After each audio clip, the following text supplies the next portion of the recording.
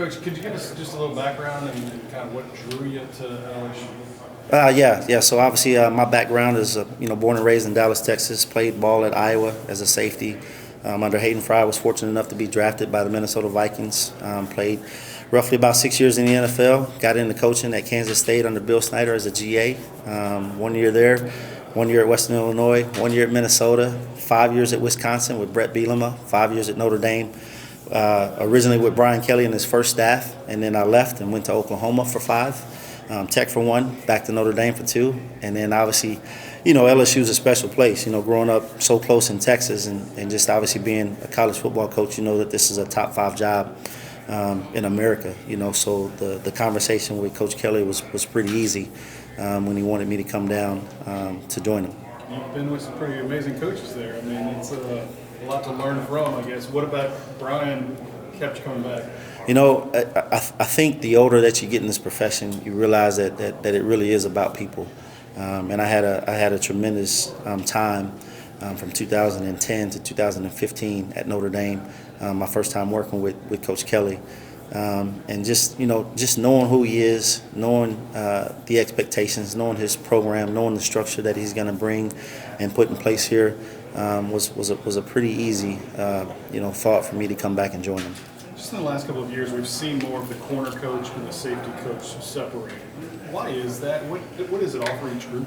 Yeah, I think that specifically nowadays, with the way the offenses are built, the defenses are typically, split from one side to the other.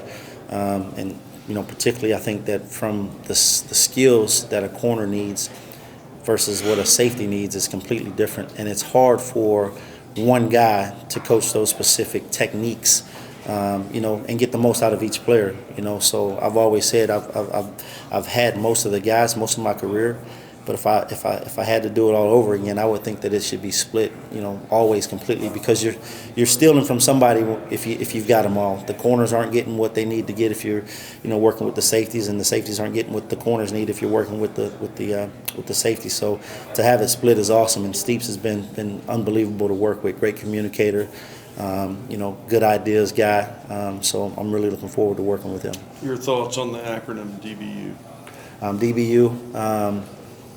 History, tradition, LSU. I think that things when I think about with that, passion, competitiveness, and then some of the greats. Obviously, So I'm honored to be able to be a part of that legacy, but also understand that tradition is not going to win future games.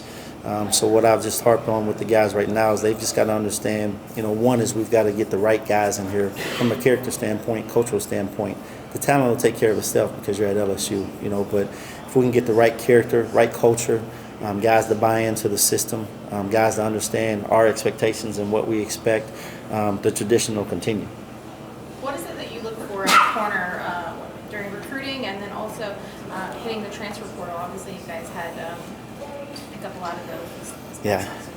The obvious thing is talent. So, they've got to be able to play to have the skill set to play here and in the SEC. But again, the biggest thing now is they've got to be a fit from a character standpoint, from a cultural standpoint. I mean, to me, that's everything, because if you bring the wrong kid in from a character or cultural standpoint, it could devastate your room. So we wanted to make sure that we looked for kids that, one, had Louisiana ties, because we felt like, a kid is always going to play and have a little bit more passion if he's able to play for his in-home state school.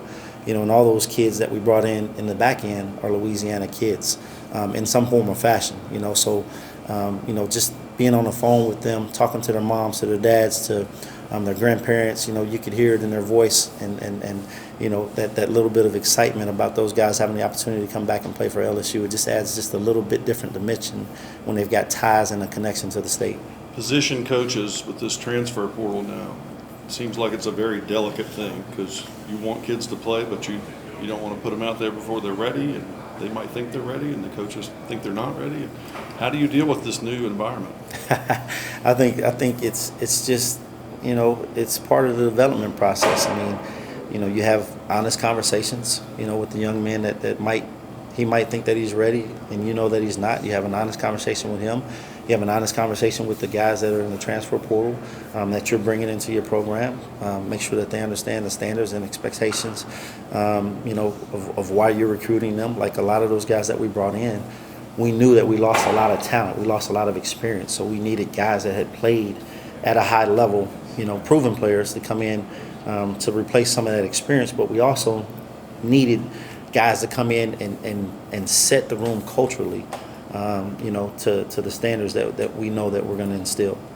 How exciting is it? I think spring football is about a month away for you guys to get out there and start molding the team and everything when it's your first team. Oh man, that's the best. Like I can't wait to get on the grass. Like all this meeting stuff is good. Going through HR, I'm glad that all that stuff is over with, and now we're in the process of offense, defensive, special teams of learning each other, learning the system, figuring out how to get on the same page with the terms and things like that. But being on the field with the players, that's why we coach. That's what we do.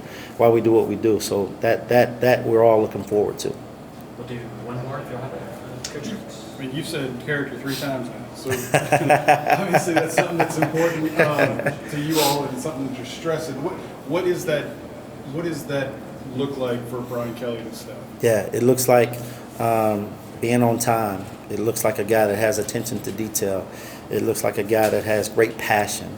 It looks like somebody who's not afraid to call their teammate out, but not in a negative way. You know what I mean? It looks like somebody that's gonna, not necessarily, just be a great player himself, but someone that's gonna be able to lead and bring the group with him. Thank you. All right, thank you Pleasure. guys. Nice meeting you guys. Okay, thank you.